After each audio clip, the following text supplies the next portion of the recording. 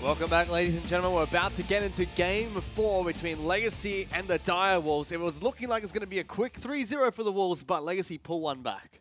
And as we said, that's the swing game right there. Game 3 in a best-of-5 is arguably, when you go down 0-2, the most important game. Well, of course it is, because you either lose or you win. And, but at the same time, can be that momentum changer, Egypt. Yeah, absolutely. That is the momentum changer. I'm interested to see if either of the teams switch up any of the bans right now, because the last couple of games, they've just been doing the same thing. And so far from Legacy, we've seen Zyra, Ken, and Karma, the three very staple bans here today. So 2 bans targeted out towards Destiny, 1 towards Chippies, and they have already Lucian banned by the Dire Wolves. I do like the Karma ban, but I think they can probably afford to drop the Zyra. I feel like Legacy Cupcake has showed that he's a very good MF player, even if he doesn't buy pinks, but he buys a lot of longswords and he does a lot of damage. And that's a really good matchup. And I'd like to see Lost and Cupcake on a matchup that isn't unfavorable, that isn't a tank into like a mage that can bully you around. Dire Wolves do change things up though with their final ban. It's Graves has been taken off the table, not allowing Legacy to first pick that. They take away Varus. Varus. Wow, that is very strange. Yeah. So a couple of things. Dire Wolves picked red side. And then all of a sudden, oh no, actually Legacy picked blue, so send Dire Wolves back to red side.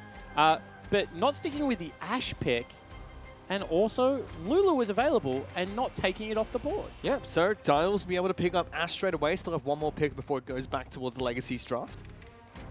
I want to see Lulu. I want to see Lulu right now. Yeah, the Varus is interesting, though, for Legacy, because I feel like the arrows have been pretty vital for them in their wins. Or in their win, rather, I guess. But switching it up, I think honestly, this means, in my eyes, the Varus pick this early instead of the Ashe means they want to get things done earlier, which I hope means they're going to pick not a Nautilus or a Trundle. I'm looking for Lulu Rengar. Yeah, absolutely. I think that's the ideal way to round out this comp.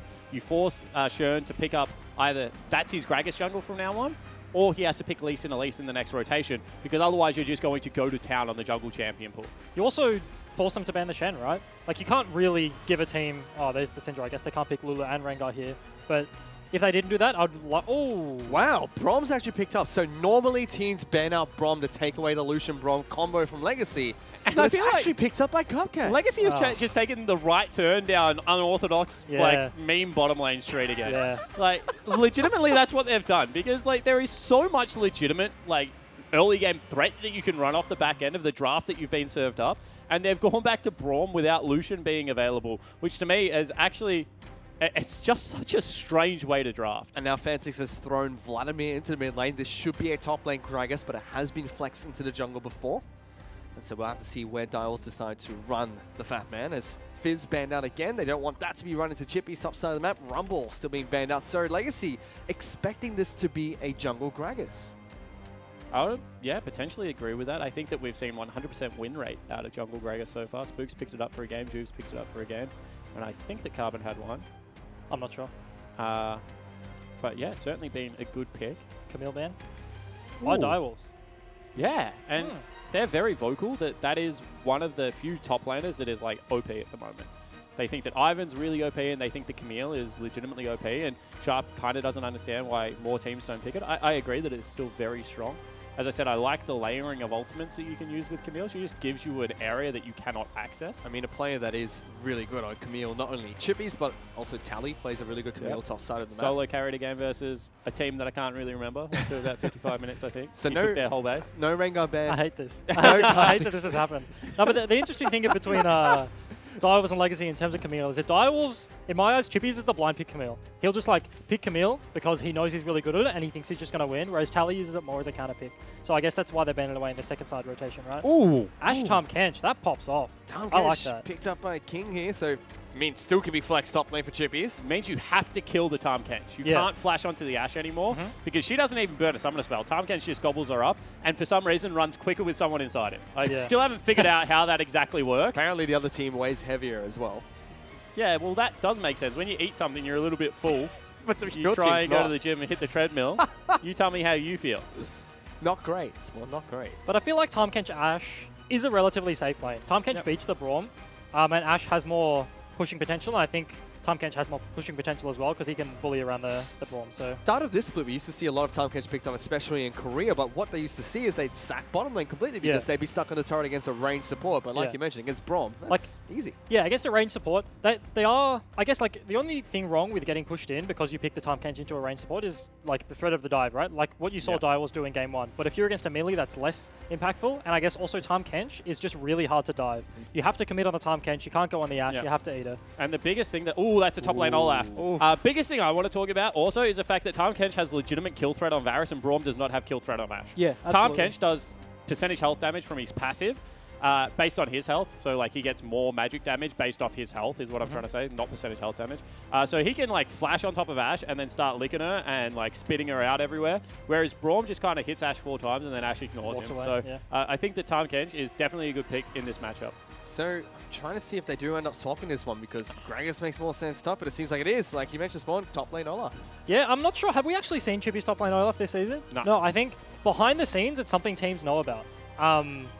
Chippy's, when they came back from Korea, that was his answer into Camille. Nobody wanted to pick Camille into it because he wanted to pick the Olaf, and I guess now he's playing it into the Nautilus. Legacy pinched the top pool. They took away the Rumble. I guess actually Direwolf pinched the top pool. They took away the Fizz, took away the Camille. Rumble's off the table by Legacy, and yeah, Chippy's Olaf top. Like, we haven't seen it yet. He is taking Flash though, if that's correct, which is a bit weird. Flolaf. Flolaf? Yeah. That doesn't make any sense. What do you mean? You're the person that's F in front of everything. Yeah, you can flash Northook, you can flash Q, you can Flolty, but you can't Flolaf. You can flash in and then ulti and do nothing. Why Just not? stand there and be like, you can't hit me. At the same time, I do want to talk about the jungle picks because in China, in the LPL, they are very vocal that Gragas is the counter to Kha'Zix Rengar. That is why Kha'Zix Rengar fell out of the LPL because you can body slam in the direction you know they're jumping. Yeah. Okay. Even if they're invisible, you just clean them up. All of a sudden, you ulti and back out, and then your comp just starts moving forward with Gragas, who's a really obnoxious tank frontliner. So I think that Shern has the upper hand in this little skirmish. And I feel like as Kha'Zix has kind of evolved in the meta, he's kind of gotten to a certain point where if you can't 100% get a kill, you just never dash in, right? Yep. And Gragas kind of just accentuates that, and Kha'Zix should never be able to dash in. I actually think we're going to see like one of the first ever W evolve and then E evolves. Like we're going to see the annoying Kha'Zix build, where what he does is he gets on the side of the team fight and just starts shooting Ws at you and slowing you for obnoxious amounts. If you ever hard commit on him, he just leaps like 17 meters away. And what that does is it means that, you know, if then they can start looking for hooks and starting to peel the team comp away, Braum jumps up the front, stops all the damage. You can isolate a target really easily. Problem with that is TK still just will save anyone. So it is a risky team comp to play. We'll see whether they're able to make it work. It's interesting with a Braum comp into a Tahm Kench comp, right? Because Braum is just going to land the Q, and then everyone on Legacy is just going to tunnel on proc in the passive. Yeah. But obviously with Tahm Kench, you can't do that. He's just going to gobble them up, so he becomes a priority. But I think he's probably going to invest into the QSS pretty early. They have a Varus, like the ulti there. If he gets stunned up, he will just die for free. Yep. That's probably what we're going to see out of Destiny. And the other option you have with Tahm Kench, as we're waiting to get into the game, is the fact that he plays the map better than Braum. Yeah. He's able to, you know, take someone with him on a teleport ride. He's able to set up 1-3-1 very well. He attacks 1-3-1 very well. So if you never want to group his Legacy this game, you're in a little bit of trouble. He just gives you more options. And not even the 1-3-1. In the early lane phase, Tahm Kench is actually just one of the best supports at losing lane. Like, absolutely. Like, if you're losing lane, you can just get shoved in, clear the wave, and it doesn't even matter that they have priority on you, because you can just ulti into the mid turret. Like, you can just gank mid, and you get turret aggro 100% of the time if you ulti into the turret range. So you can bring your AD carry along, and then you tank the turret, kill the mid laner, and then you force a good trade. You get a mid turret for bot turret. That can work out. So I mean, to touch on what you said as well, I mean, Tahm Kench is one of the best champions to lose lane because even though he gets poked out, he still keeps his AD carry alive, and he still safely farms underneath the turret. Maybe falls 10 CS behind, but that's nothing once you get into the mid lane. But like you guys mentioned, I'm still excited to see this top lane Olaf. You might have seen it behind the scenes a little bit, Ejin, but nobody back home has seen this pick from anyone in the OPL, yet alone international. I think we've seen Olaf top yet. And I want to see what it is, because Olaf was a big proponent of the Emax back in the day, where tanks would run up to him and try and trade. He would E them once, do true damage, and then whack him with a true damage. Scurry off back to his like great wave. Then we saw the evolution of that, where like this, I'm talking about like seasons ago, where everyone realized Qmax Olaf, if he lands one axe, could just chain them on top of you and just kill you and run you down.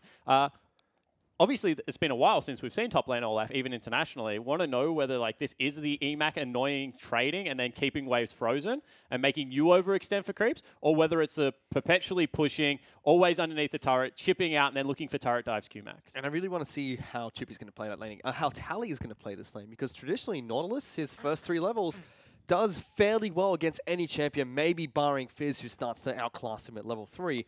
Olaf could potentially be the exact same thing, and we've seen how one-sided top lane can become if they get an early kill. I think that he just sacks early game, to be honest, unless he wants Carbon to come up into his lane and gank, which is always a risk, because if you're running into 2 people that do a lot of damage early game, I mean, Gragas, if it's not an isolated target, probably out-damages Kha'Zix, sorry.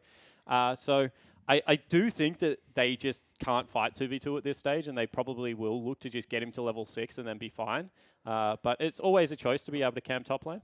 And it's a little bit scary if you're Legacy right now, because not only do you have this Olaf that's barreling down, you've got an Ashe arrow coming your way, and suddenly Vladimir's behind your backline as well. It's not an easy team comp to deal with. Yeah, I guess if Olaf falls behind, though, it's going to be a big problem. He's useless. Because he's actually just useless. Yeah, look, if you're looking at the Direwolves comp, right, they had the Ashe arrow with the Vladimir going in on the backline, with the Olaf diving on the backline. If Olaf isn't tanky enough, he gets in that awkward situation where all he can do is run forward, but he doesn't want to run forward because he's just going to get one shot by a Varus with Bork, right? And I want to really just hit on that, is that I don't mean like he is like slightly, like he doesn't do like, he does nothing is what I'm trying to say. Yeah. Like he has a 30% slow or whatever He's a support in the top lane. Yeah. You slow people with an axe. And he's probably going to build Righteous Glory if he falls behind. It's actually just like not a good place to be in. If you get ahead, you can build Black Cleaver into Randuin's or something like that. You're very useful. But behind Olaf is just, there's a reason he's not picked anymore. He's feast or famine, right? You either get ahead and then you one-shot the AD carry, or you fall behind and the AD carry one-shots you. And I mean, they've got Carbon on Kha'Zix in the jungle as well with a Nautilus top lane. Locking down Olaf pre-6 is going to be nice and easy for Legacy this if they decide to focus out that lane. But you can't get counter-ganked.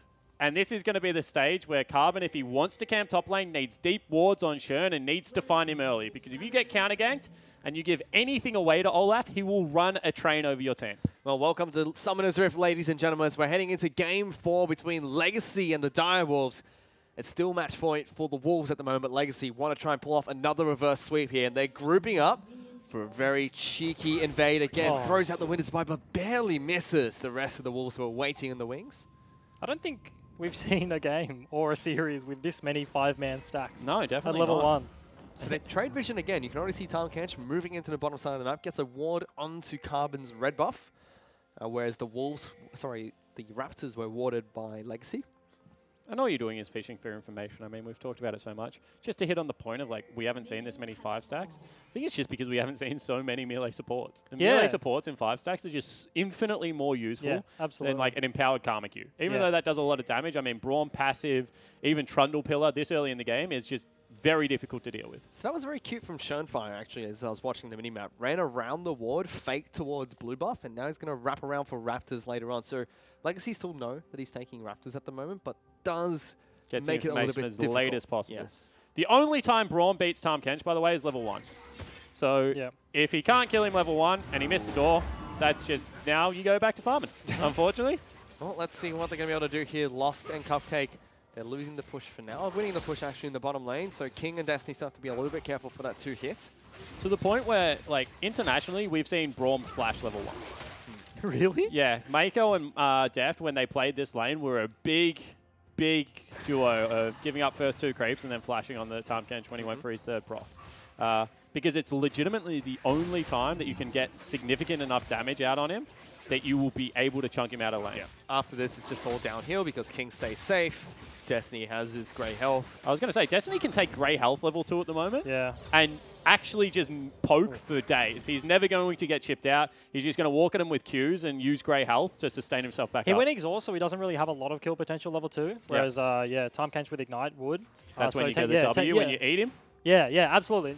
You queue them, so they have to flash away, then you follow and you gobble them up. So like with the level 2, he could absolutely just take grey health and then look for a trade that way. Direwolves do win the level 2 push, but has Carbon stuck around? Because a ward was just placed down by Shernfire, but I don't think it saw the Kha'Zix. He's going in for this one, level 3. Go on, Tahm Kench. They've got to be careful. Has Tahm Kench? He's got 8. He's so got you have to go Tahm Kench. No! Oh, they go for Cupcake instead. King gets eaten up nice and easy. Didn't get the stun. He's flashed away. Not enough for Winter's Bite. Good poke damage from Legacy. They do burn the flash on Kench. damage, but Cupcake's burnt both his as well. They keep even the exhaust. I mean, they got absolutely, like, they got the minimal out of that. Whereas I feel like if you go on Tahm Kench, he flashes early, then King has to flash after him, and you potentially even get the exhaust. So I think missed target there. Yeah. Maybe they thought he had the E because he had taken no damage, but very, very sneaky wraparound from Carbon, though. So now it's up to the Legacy bottom lane to try and punish that flash used. Would have been much better if they, like you mentioned, went for the Tahm Kench instead. Top side of the map. Seems like Tally's doing all right up here. There is a crafting potion advantage for Chippies at the moment. Yep. And he is slightly out farming the tank, but you kind of expect that in this lane, I guess. Absolutely, especially when your jungler shows bot. Because if Shermfire is top, then you just lose. That's sloppy from Tally. Burns the shield a little bit too late. Yeah, loses the mana as well as all the HP. Oh, and no. W Max Gragas is absolutely ridiculous. Not having a good time, Carbon. Still a level behind Shermfire. I'm quite surprised the Cupcake went for Bond of Stone. Why are you surprised about that? Over the Colossus. It's just, I don't know. I feel like Varus, I don't know. I feel like his team doesn't really benefit that much from the attack speed. Yep. You can see that Carbon was trying to move towards top side of the map, but spotted out by the Hawk shot that came out from King. And this is where Shern's actually at his best, in my opinion. You can see that he calls in Chippies. He walks in towards Gromp, and he's going to force Carbon off another camp. He's giving it up. And yeah, well, what can you do? I mean, Chippies left the lane. There's absolutely, unless you try and smite this away, in which case they could run you down, especially if they knock you out of the jump. Carbon's not going to be able to pick up the Gromp. Got it. Did he? Nope. Shermfire got the gold there. No, Carbon was on 19. He's still on 19. And now he forces him off top side of the jungle. I mean, there's absolutely nothing that he can do. And Shern didn't burn smite for that. It's not great for Carbon. He'll still be able to pick up the wolves here. Shermfire decides not to overextend, but he's been level 3, level 4 for some time now. I actually don't even think Shern needed to back away there. He did it because Chippies wasn't there, so that's a really disciplined play. But the channel was going through from Tally, and there's no mana on clear mid lane. I actually think he can stick around. You got flash available still. Minimal reward, but if you get level 5 versus a level 3 Kha'Zix, jungle just becomes impossible for Carbon to go anywhere.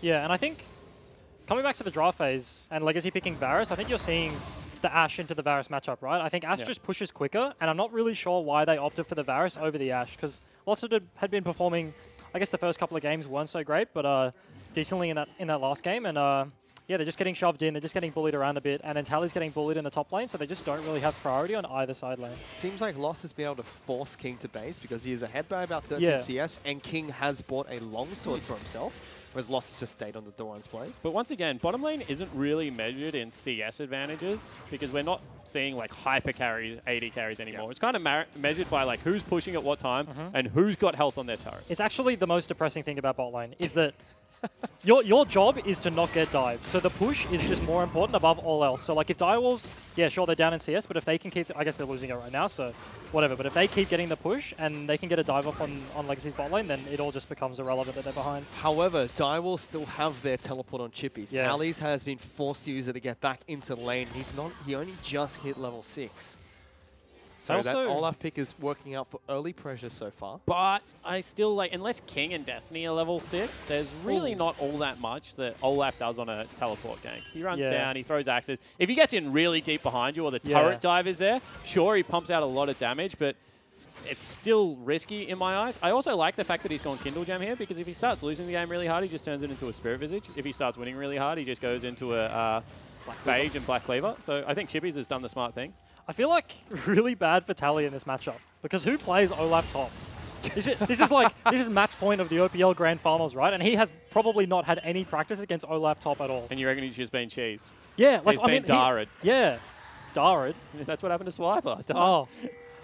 Was Dara their top laner? I can't remember. Dara was the support. Dara was the Alistar prodigy. Whoever. Well, there's a gank mid lane as Fantix gets stunned up, hit by the Winter's Bite, but Shermfire's close behind. Ultimate being thrown out by Fantix. Cupcake gets him to stand behind Braum. Divals will get a good trade back onto Claire. Claire actually stepped out from behind the shield. I think he outright just wins that trade if he doesn't do that. Instead, does. Ooh, good stun, that's such a good. How annoying for a Vlad player.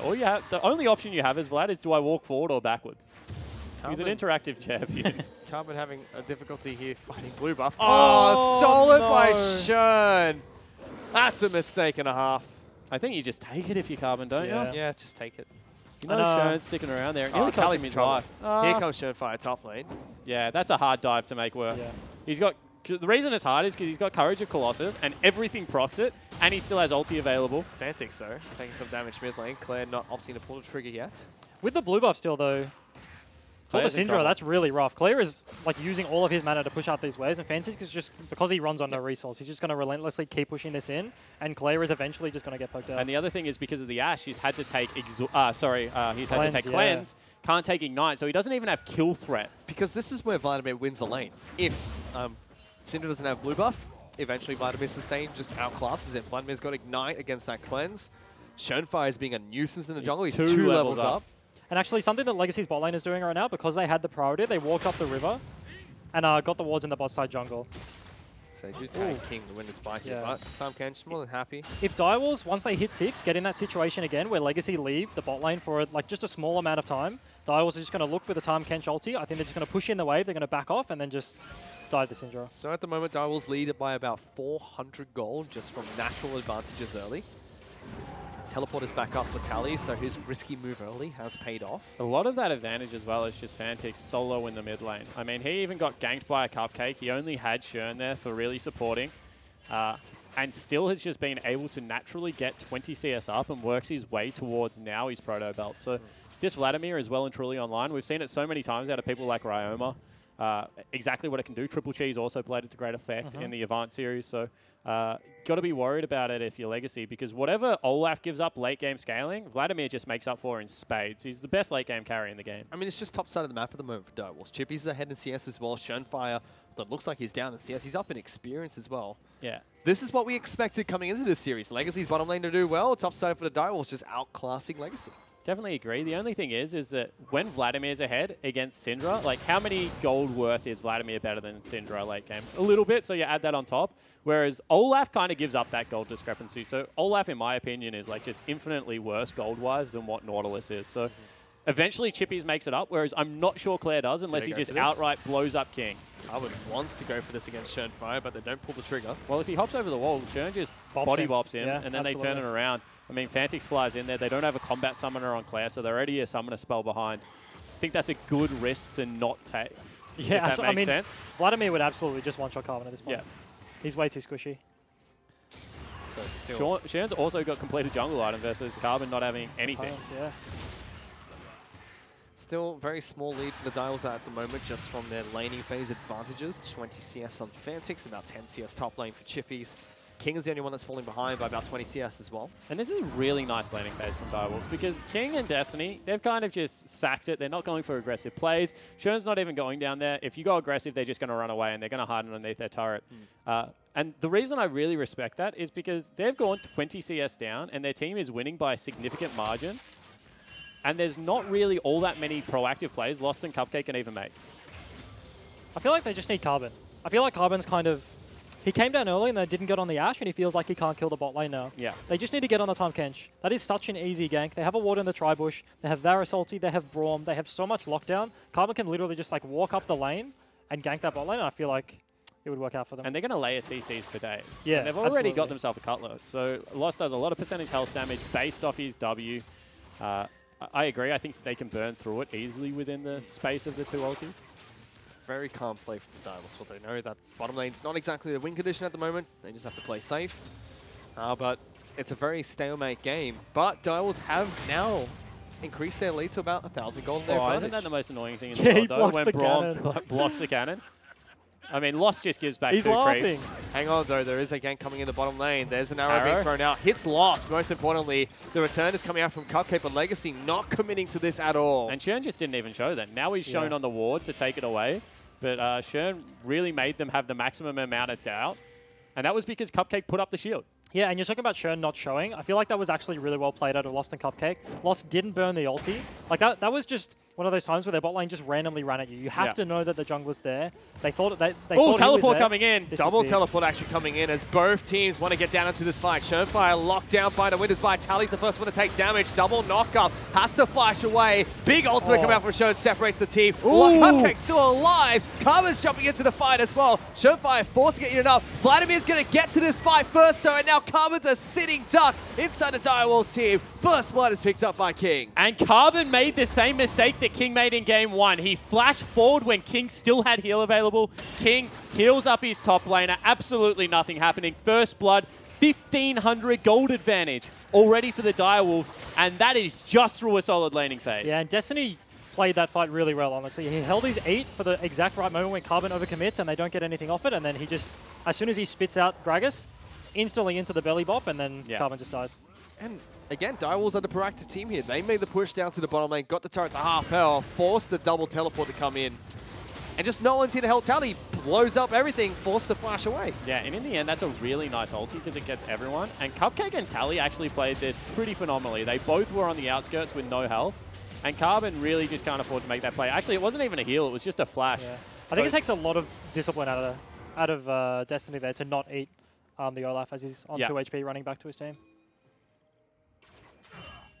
And as you mentioned, Spawn, now Direwolves, they've increased their lead. It was 1.5. It's getting close to 2,000 gold now.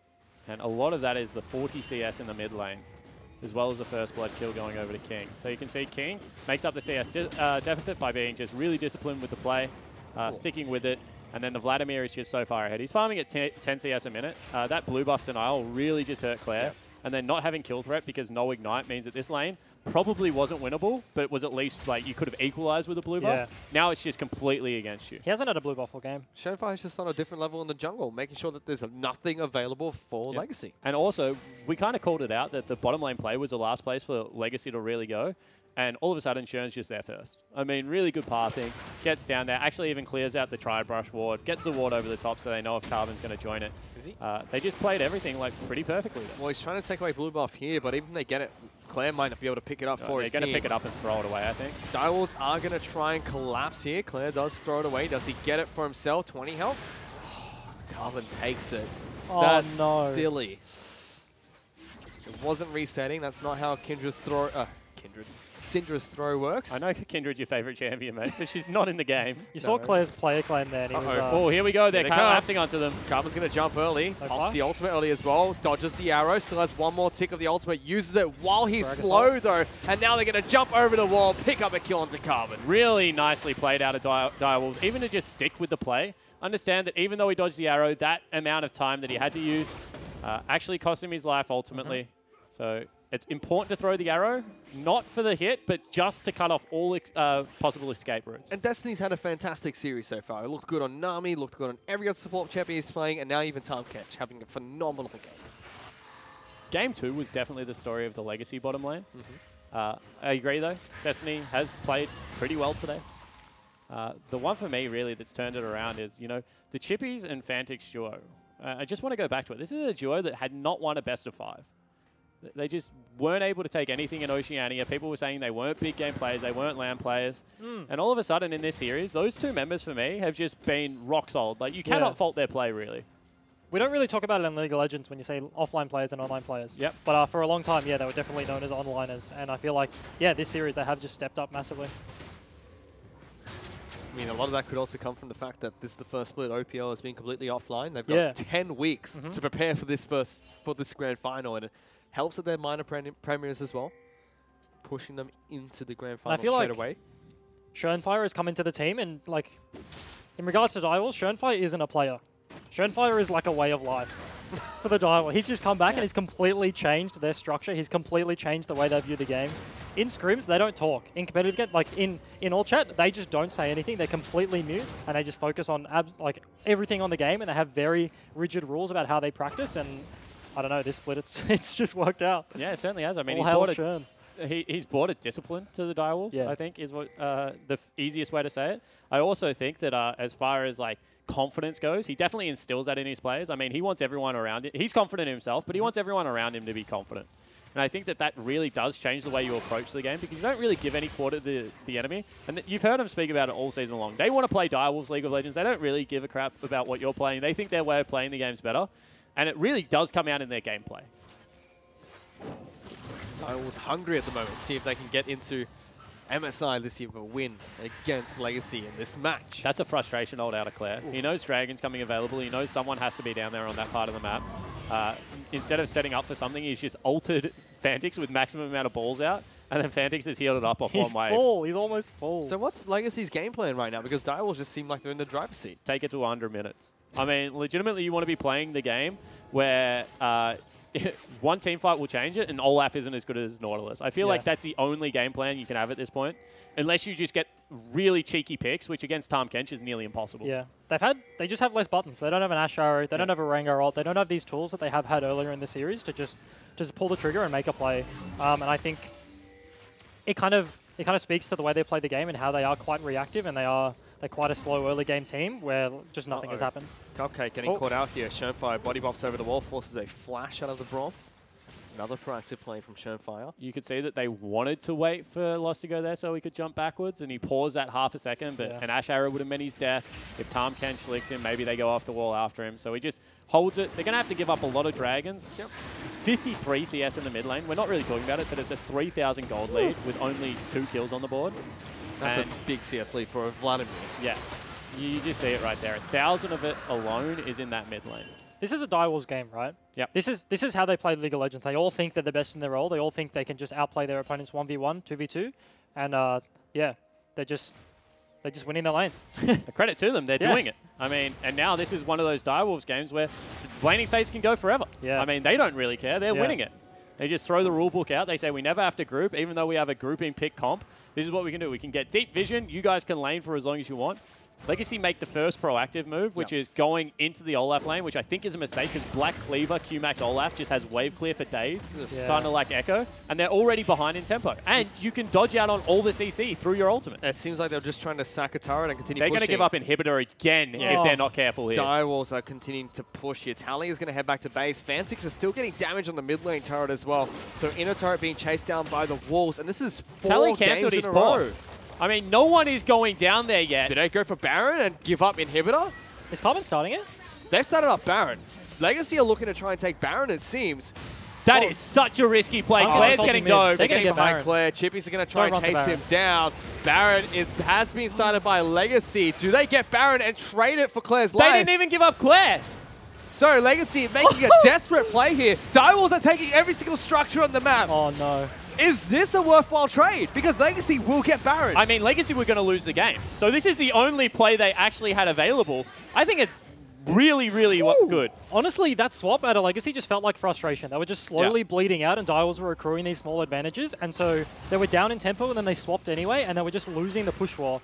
That Tahm Kench ulti to mid, where Direwolves committed onto Claire, was honestly such a big deal that Direwolves' attention was kind of averted elsewhere onto Claire, and they didn't check the Baron. They didn't think about it. So for context, that means both bottom lane turrets have been taken down by Direwolves, and they lose mid lane outer as well. So 3 turrets for the Wolves, a Baron, as well as a single turret picked up by Legacy. What is it going to take for them to make this worthwhile? Well, what happens now is Legacy needs to take turrets, and Direwolves will look for a hard engage. Because regardless, Legacy is still behind 3,000 gold, and they have a worse team fighting comp at this stage of the game, so you can actually just fight them, but they're not all 5 in the same area. Instead, they're just going to look to trade across the map, which I think is actually the wrong move right now. So Legacy will be able to take down bottom lane outer, so now it's 2 turrets and a Baron for 3 turrets. Gold lead is still in the Direwolves' favor, about 3,000 gold for them. They're pushing for bottom lane inner.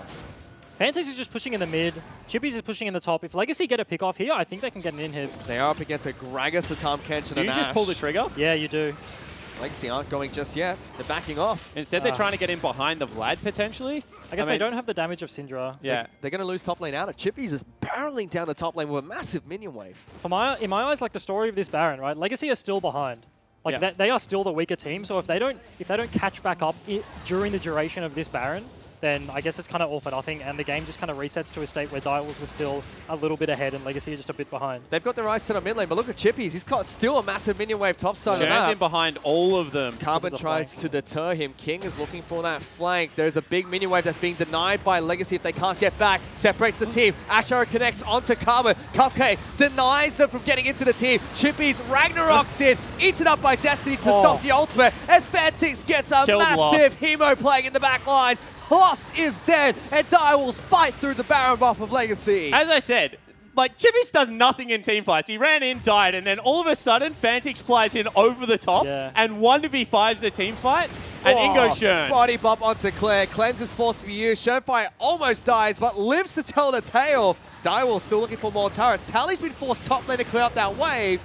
Cupcake's going to try. Have they bitten off more than they can chew, Fish? They're going to try and chase down Chippies, taking up turret shots, but they're denying that second turret. Legacy still have Baron buff, but Direwolves are getting further and further ahead. It's so funny that Chippies is just the bait dangling himself in front of Legacy to force them to commit, and then the Tahm Kench just eats him up and they win the fight. Honestly, that was such a good engage out of Fantix. Like, he just flashed over everyone, straight onto Lost, straight onto the back line, got a huge combo off.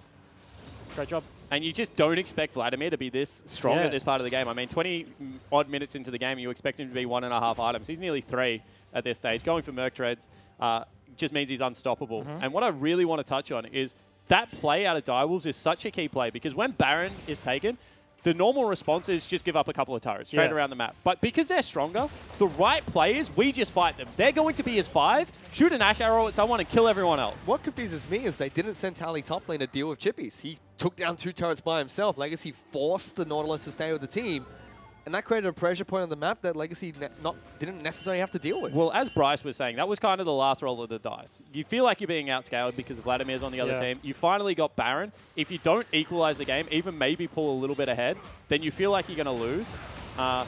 And so that was the doubt creeping into their minds. So it has given Direwolves a 5,000 gold lead. Legacy still have a little bit of Baron to work with. They can't even take the ward because they just know King has arrow. And if any of them get hit by arrow, they just die. It's kind of a frustration thing out of Legacy, I think. One of the worst things in my eyes in League of Legends is the suffocating feeling of just slowly losing a game.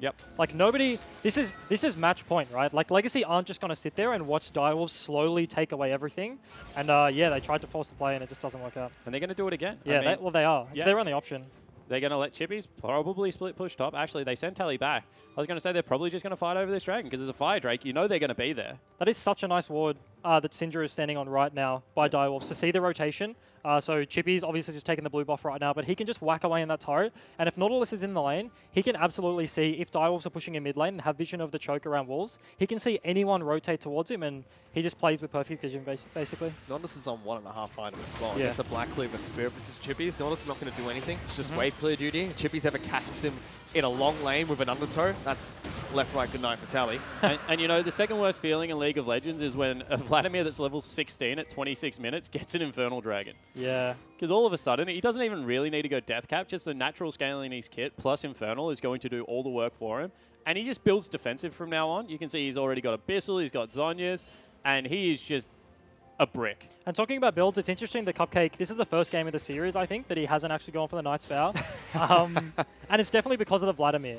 Rumble and Vladimir are 2 champions in the solo lanes. The support items, Locket and Redemption, just have so much value. If Fantix flashes in the last fight and they get a Redemption out to heal it back up, and you can get to re-engage the fight, Vladimir is literally just useless. Credit to Legacy, though. They've pulled it back to only 4,000 in Direwolves' favor.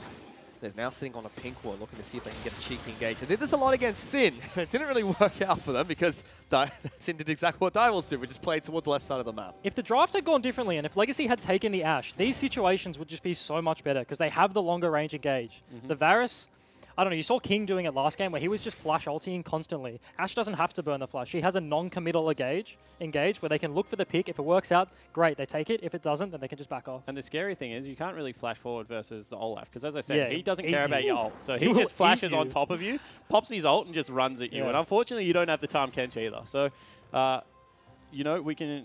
Even the long-range engage this game, I don't feel would have been all that impactful. So Baron buff comes up in 30 seconds here. Direwolves still have 2 dragons in the name and they're still 4,000 gold in the lead. Tally does have teleport and is playing towards bottom side of the map. Got a push going down there, so now rotating up to meet the rest of his team. They now have Chippies in the mid lane though, not cross map with that teleport. Well, somehow, the way Legacy win a team fight, and like the only reason I say it is because it is so difficult, is somehow Cupcake has to get himself between Lost and Fantix, which Vlad goes underneath you. Like, it's just nearly impossible to do, but if he can block the E damage, which is so much of Vlad's ult damage, then potentially, at the moment, Tally's actually just a brick wall. Cupcake's a little bit of a brick wall. They can look to turn the fight. If he can't do that, if he cannot get between Fantix and the rest of the carries, Fantix will kill everyone on Legacy. Not exaggerating. One combo, and 3 of the members on Legacy will die. Lost, Claire, and Carbon just cannot survive Vlad's damage at this stage of the game. Yeah, and as you see, both teams are kind of picking out the Baron. They're placing a lot of wards. This is where the Baron dance just starts, right? Direwolves have the advantage of Hawkshot to check vision. Both teams just going to be poking in and out of the Baron pit, and this is where the game is going to blow up. Whoever gets this Baron fight off, whoever wins the team fight is going to take the Baron, is going to steamroll down mid and open up an inhib. And yeah, it's going to break open the game. And historically, or in this split at least, Direwolves have been fairly good at taking Baron buffs. Yep. Legacy, not that great, and it showed in their gauntlet run against Sin. A lot of mistakes made around the Baron pit. Barring that this game, they did get a sneaky one off, but it costed them so much. And when everyone is wondering, like, where has this Direwolves been the last couple of years, that's exactly what you're talking about. Direwolves individually have always been one of the best teams in the OPL. I mean, as soon as they added Chippies and put Fantix back mid lane, in my opinion, they became nearly pound for pound the best team, but they didn't have that macro element. This year, it has been definitely added to their playbook. They know how to play the map. They understand how vision works finally. And games like this just show it. All of a sudden, Fantix in the side lane, no one can deal with him. Everyone else back away. So Legacy again have a push going in bottom lane for themselves, and no one is down there. Arrow, hit Claire. Hit Claire, cleanse immediately. That's why you run Claire's. Gragas can go. Schoenfire is looking for it. Does have flash. Decides not to use the flash body bot. But that's exactly why you run cleanse when there's an Ashe on the other team. The Braum into the Gragas match was actually really good. As you saw there, Cupcake honestly didn't need to use his shield. If Claire's going to blow the cleanse, then he's going in. Knocks two of them back. Karma's trying to jump out, but already Fantix in the back line. Chippy is running at them.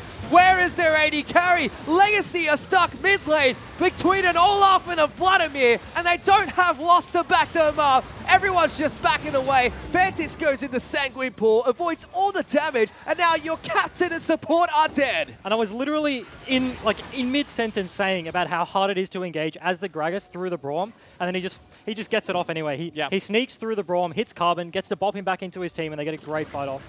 Big mistakes coming out from Legacy there. And they burnt so many ultimates that I don't even know as a three-man unit they can actually stop this. Instead, they're going to look to pick up maximum amount of vision around Drag, and they're going to look to push out bottom lane, probably take a little bit of sneaky farm out of the jungle. But really, Direwolves with a perfect engage there has just nearly sealed the deal in this grand final.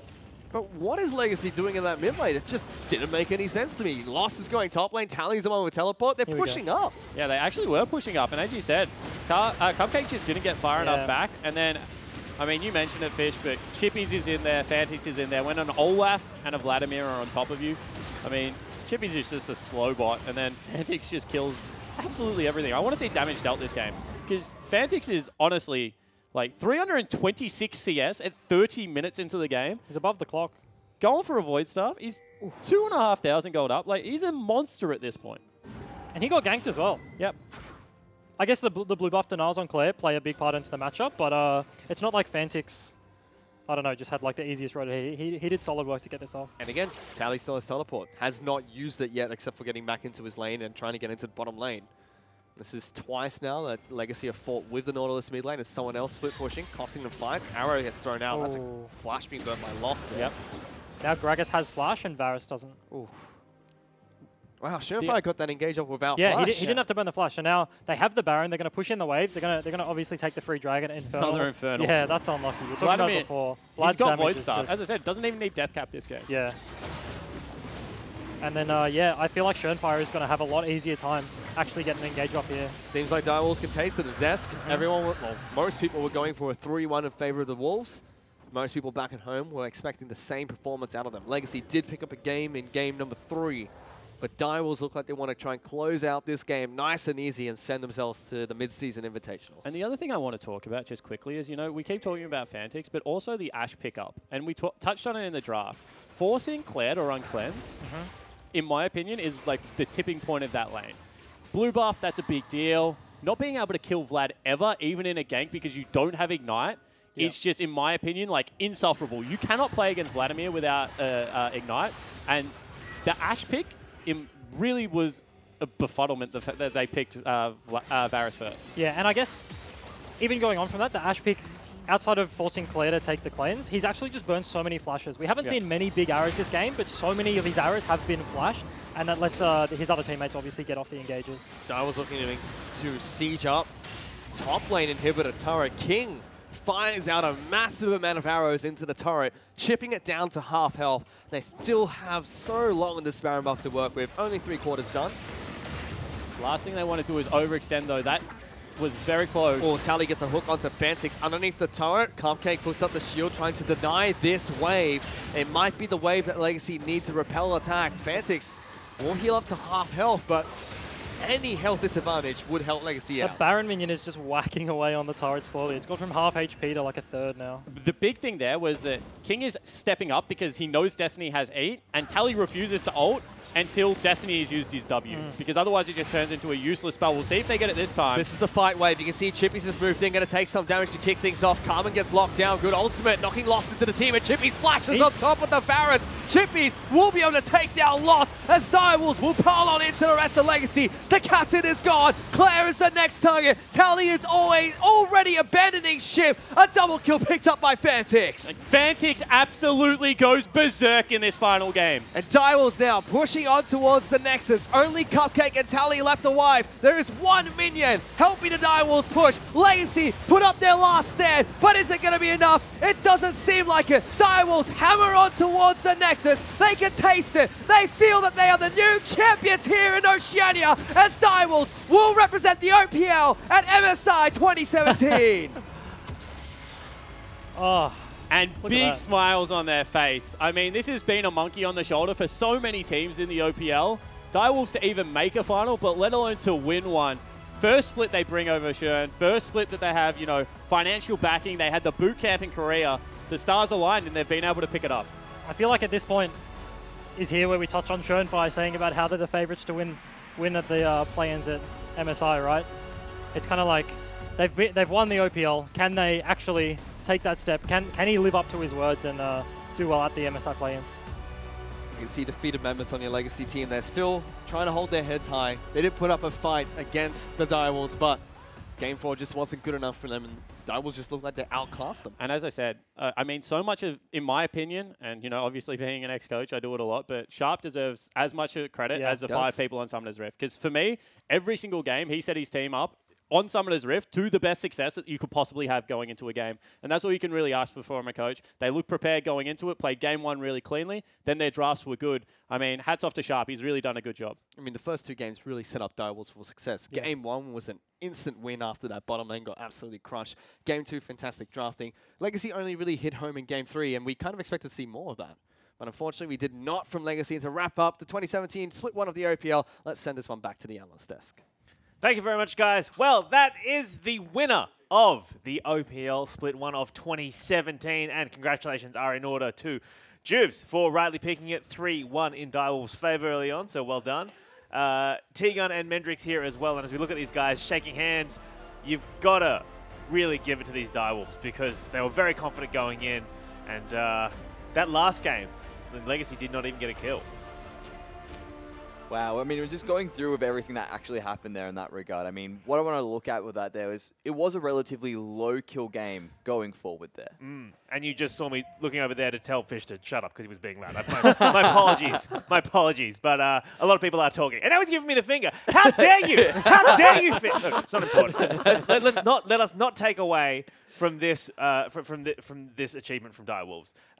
T-Gun, I mean, you thought that Legacy were going to win this one, and it did not look close for 3 of those games.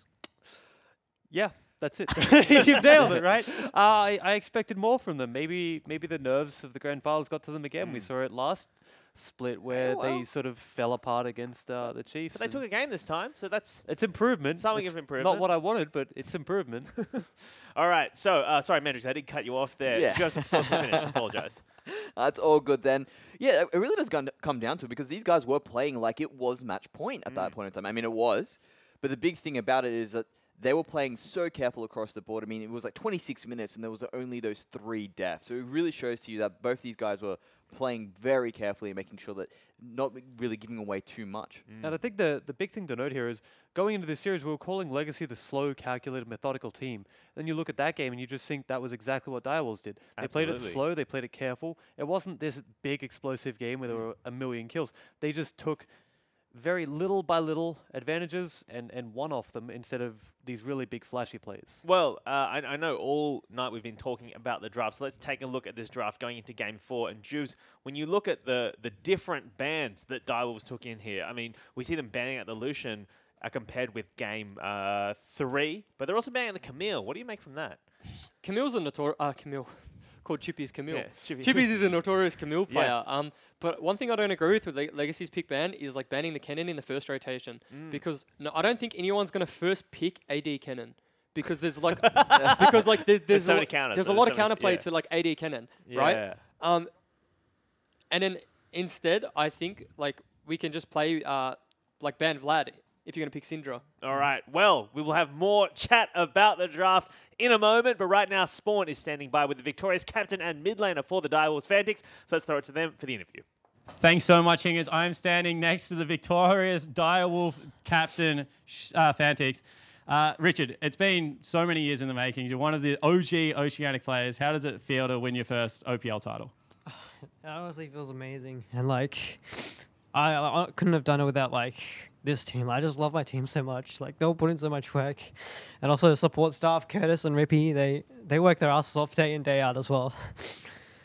It looked like this year, everything had finally lined up for you guys. I mean, you have Dave Harris come into the team. You go on your boot camp to Korea. You have your gaming house. I mean, it really was like an overall effort, not just the guys on the Rift, but everyone involved to really get this done. I want to ask about now MSI. I mean, that next step. I mean, what is this team's goals going into MSI? How far can they go? Believe it or not, our goal is to take the whole thing. We're not scared of any team. We're not scared of SKT. We're not scared of Flash Wolves. We're not scared of DCM. We'll take it all.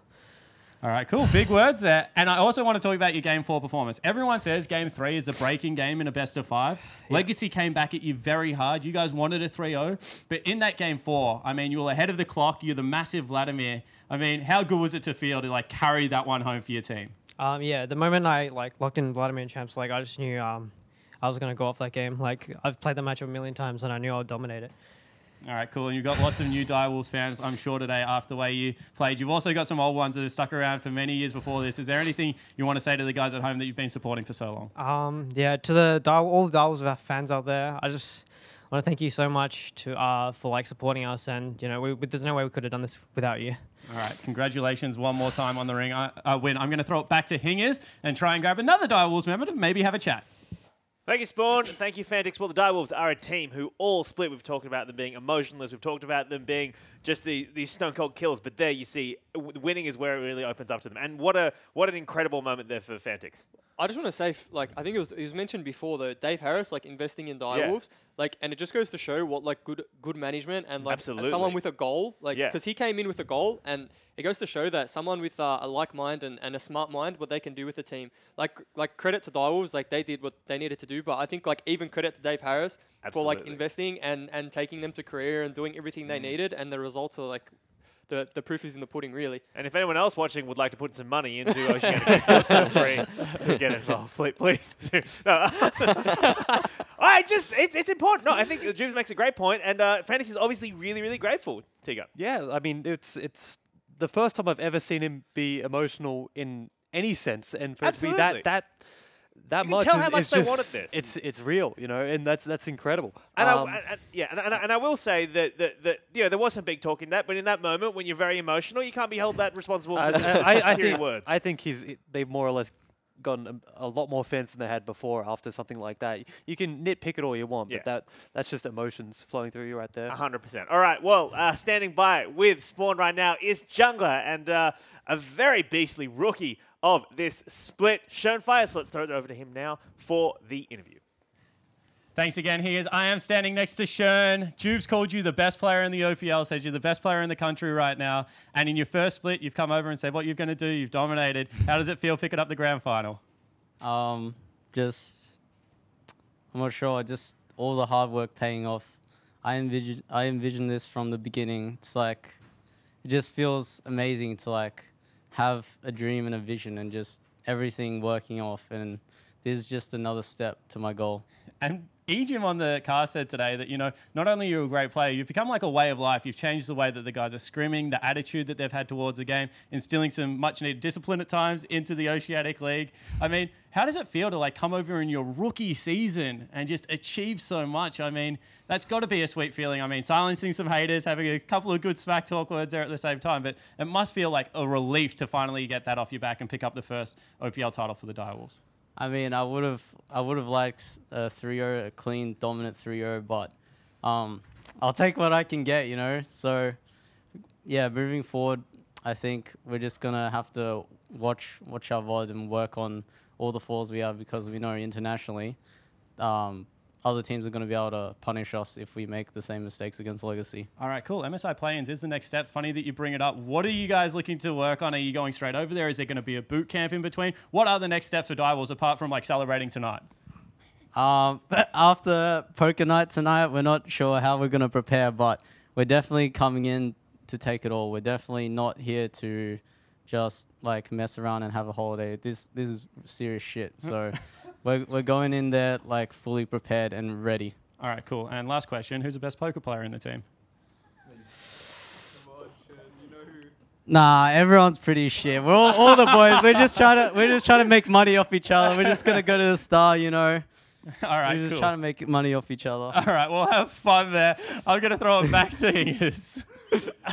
And obviously, gambling only for those over 18, and we do not endorse anything. But congratulations to Shern, and a wonderful split for him. His first split in the OPL. And Juves, I mean, you've been working with this guy a lot. He's improved a lot throughout the split and really has revolutionized the way Direwolves have been playing. Well, I thought when he first came, he wasn't that good. I'll be honest. I said to some people, I was like, Shern's alright. He's a bit overrated. And then I think it was the double jungle system that really wasn't working out for him. And then when he found his groove and he hit home, he was just like, I was like, oh, he probably shouldn't be killing me level 3 every game. But no, like, yeah. I mean, like, he went full monk mode. He went to Korea 9 months, and like, I think he deserves like what he got because he put in the work that no one did. Absolutely. Well, where to hear from Legacy Mendrix, because for those guys, they need to rebuild now before Split 2. But you got to remember, not just Shern isn't the only rookie who was playing in this grand final. You also had a couple on Legacy side as well. Absolutely right. I mean, if you look at it, you know, their bot lane is rookies to a degree. I think Losses had a little bit more experience, but Cupcake's definitely a rookie coming through Claire as well. This guy did a pretty good performances across pretty much all his games that he's gone through. A little bit shaky in his start, but he found his form. And really, they can be proud with this result because this was supposed to be a rebuilding period for them. And for them to take it to the grand finals and possibly even get that chance to win, these guys are doing well. Yeah. Now, T-Gun, when you look at Legacy and you see the improvement they made, I mean, they thought to themselves, look, this is a rebuilding split for us, but they've managed to get into a grand final and come second. So looking forward into Split 2, I mean, do you see them improving a lot more still? Yeah, of course. I think that it'll be a little bit for them to really take in this loss. They're going to be really harsh on themselves for a few weeks. Yeah. And there's nothing they can do about that.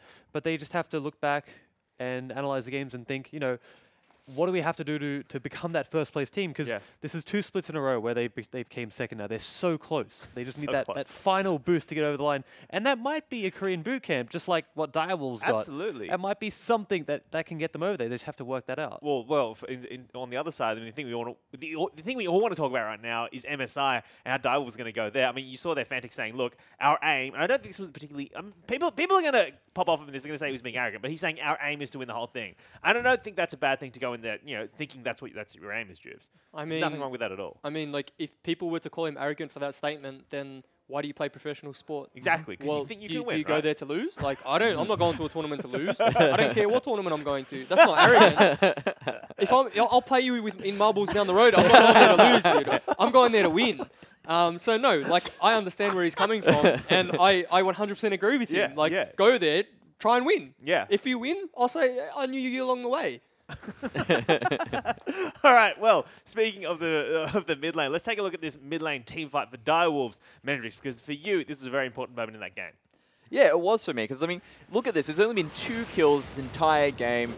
It really begins to show what they're able to do when they're actually able to line everything up. I mean, they only managed to get 1 kill off the back of this. As you can see, Chippy's almost dies there, but that's the great thing about having the Tahm Kench. And what really happens is the amount of damage Fnatic is able to put out because of how easy he was able to handle his lane. He was able to do so much damage the moment everything is sort of like the dust had settled. Nah, too bad. I've got a Hemo Plague down. I'm getting that ADC. But if you're watching that and you only see them get 1 kill out of that, like, why is it so important? Like, drill down and explain to us. Okay, so the big thing about it was that then they were able to establish map control afterwards. So the thing is they had a lot more options for what they could go for. They could then end up getting towers across the board. From that point onwards, they basically had control of the map. There was not really much they could do on the side of Legacy to make something happen, apart from getting a really good pick. I'd also say it sort of hurts Legacy's mentality because that was about as good a fight as they were going to get. Cheapies was almost useless. The Time Eat was used pretty early on a target that you don't want to use it on, and they still just got absolutely demolished by Fantix. So once that happens, you start to second guess yourself. You start to think, can we team fight anymore? Because that's what Dials would have been like wanting, is for them to just not team fight, give up objectives and sort of start falling over. Well, you can also win a team fight and not kill anyone. Yeah. The important thing is your health bar. If your health bar is low, like everyone's was in that last team fight, you can't defend towers. And what that was got everyone really low. They pushed down mid, and I believe they got a tower. And that's all you need. Off one team fight, one tower, reset, spend your gold. Yeah, well, let's look at the second replay then, Mendrix, which is Shern allowing his team, setting his team up for Baron. So when you look at this, I want you to tell us, like, when you look at Direwolves play overall in this, I mean, what does it tell you about them moving forward, going to tournaments like MSI? So with this one here, I love the confidence of Shern. I mean, this is just fantastic. I mean, to push back 2 members in that situation, to just say, have the confidence to make that happen, is just fantastic. And this is really that moment where they have officially won the game, because they push through, they get the Baron afterwards, everything from there, they're just able to take everything else around the map, and Legacy don't really have much of a chance from here. And you know, those 2 kills that just went down there, that's the 5th kill by the 30-minute mark. That shows how composed and cool they were to make that, and as soon as they find their opportunity, they go straight for it. Such an important thing there was Shern just showing them it doesn't matter what you pick, it doesn't matter that you have Braum, I'm still going to be effective. Yeah. And it wasn't just that he got 2 people, it's that he got 2 really important people knocked back into the team as well, which I think most people, when they look at a draft like that, they don't expect Gragas to be that person that's doing everything, to be that important factor. I think the thing about that team fight was it was obvious that Legacy were kind of panicked, and they were like, we really need to make something happen. And that's why Kha'Zix and Braum walked so far forward, and then Shern or Direwolves were just like, we're ahead. Yeah. And then they just like decided to engage. And I don't blame Legacy for that, because I mean they were on a clock, and they tried to make something happen. Unfortunately, it didn't work out for them. Well, let's take a look at Shern's stats, because going into MSI, I mean, he is kind of the person who's revolutionized Direwolves' play. So as we bring them up on the screen, Mendrix, I mean, look at that incredibly high kill participation for a guy who hasn't had the highest kill participation throughout the rest of the split. Yeah, he definitely did make his mark in this game and that. And it all does come down to how he was playing out that early game. I mean, initially before, Carbon did do an early gank. Immediately afterwards, Shernfire went around, got his camps, got a level lead. And from that point on, he was bullying Carbon around the jungle. Carbon did have a few good plays coming through, but they never really had fruition. And Shernfire was able to capitalize it every single time. We saw this when he was able to steal the blue buff away from him, and it almost killed him as well. So Shernfire played this game very well. And mind you, that kill participation was...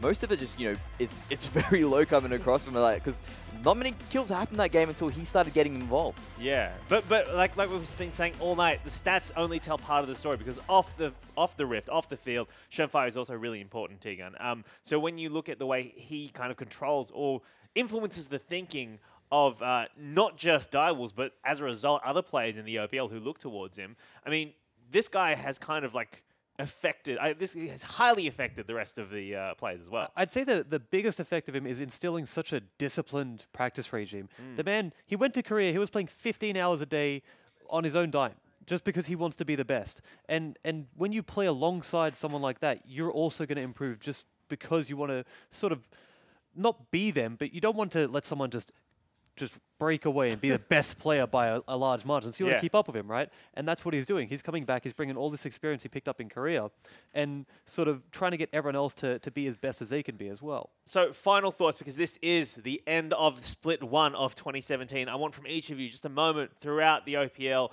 this split, that you kind of want to look back on and just remember. Does anyone want to... Juves? I want to look back on beating Chiefs. I want to look back on beating Avan. And then I want to chrono break the one after that. I'm not sure what happened there. I don't remember it. Never happened. But it never happened. I don't know. Why wasn't I playing today? I didn't lose. T-Gun, thoughts on this split? Anything in particular you want to shout out? I mean, it was pretty dismal for me, but getting to play Blitzcrank again is always fun. Apart from that, played with some really nice people.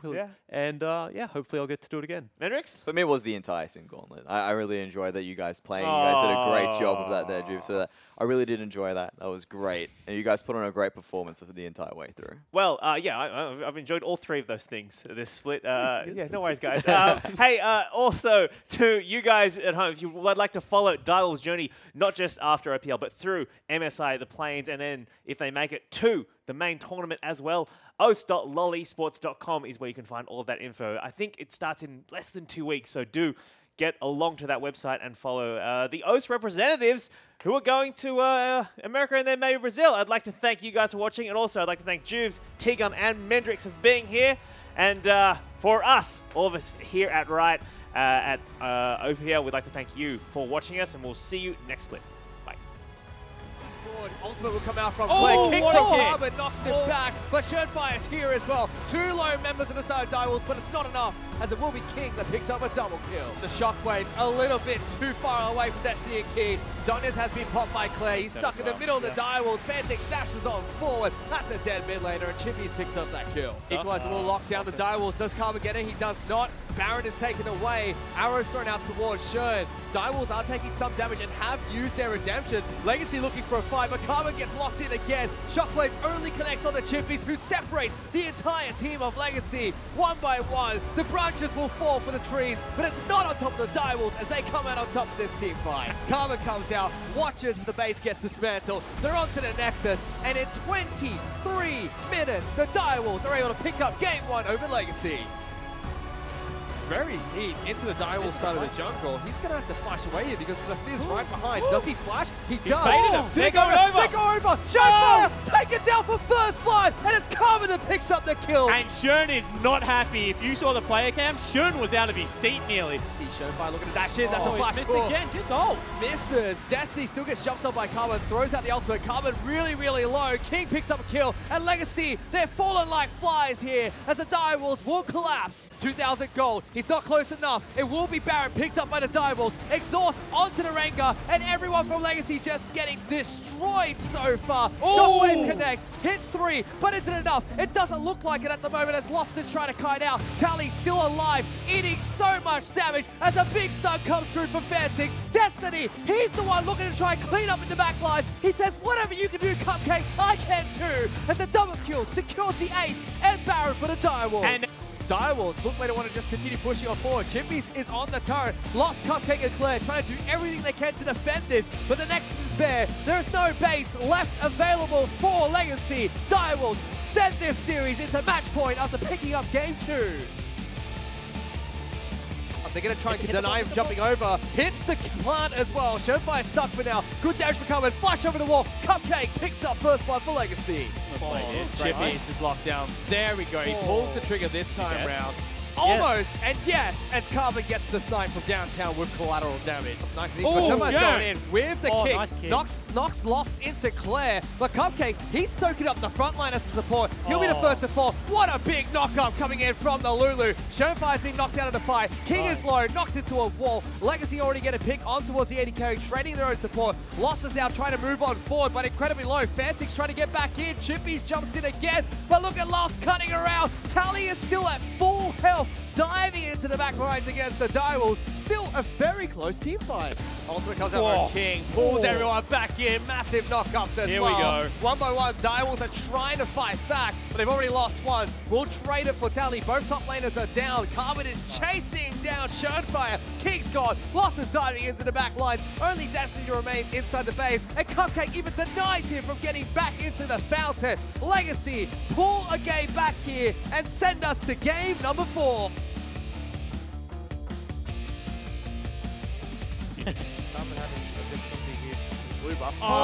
Stolen by Schön. Both teams want to get down into this fight. Schönfire locked down by the Winners by Tally's the first one to take damage. Double knockup. Has to flash away. Big ultimate coming out from Schön. Separates the team. Cupcake's still alive. Karma's jumping into the fight as well. Schönfire forced to get enough. Vladimir's going to get to this fight first though. And now Karma's a sitting duck inside the Direwolves team. First blood is picked up by King. Asher connects onto Karma. Cupcake denies them from getting into the team. Chippies Ragnarok's in. Eaten up by Destiny to stop the ultimate. And Fantix gets a massive Hemo playing in the back line. Lost is dead, and Direwolves fight through the Baron buff of Legacy. He's going in. knocks two of them back. Karma's trying to jump out, but already Fantix in the back line. Chippy is running at them. Where is their AD carry? Legacy are stuck mid lane between an Olaf and a Vladimir, and they don't have Lost to back them up. Everyone's just backing away. Fantix goes into Sanguine Pool, avoids all the damage, and now your captain and support are dead. This is the fight wave. You can see Chippy's has moved in, going to take some damage to kick things off. Carmen gets locked down. Good ultimate, knocking Lost into the team, and Chippy's flashes on top with the Varus. Chippy's will be able to take down Lost as Direwolves will pile on into the rest of Legacy. The captain is gone. Claire is the next target. Tally is already abandoning ship. A double kill picked up by Fantix. Fantix absolutely goes berserk in this final game. And Direwolves now pushing on towards the Nexus. Only Cupcake and Tally left alive. There is one minion helping the Direwolves push. Legacy put up their last stand, but is it going to be enough? It doesn't seem like it. Direwolves hammer on towards the Nexus. They can taste it. They feel that they are the new champions here in Oceania as Direwolves will represent the OPL at MSI 2017.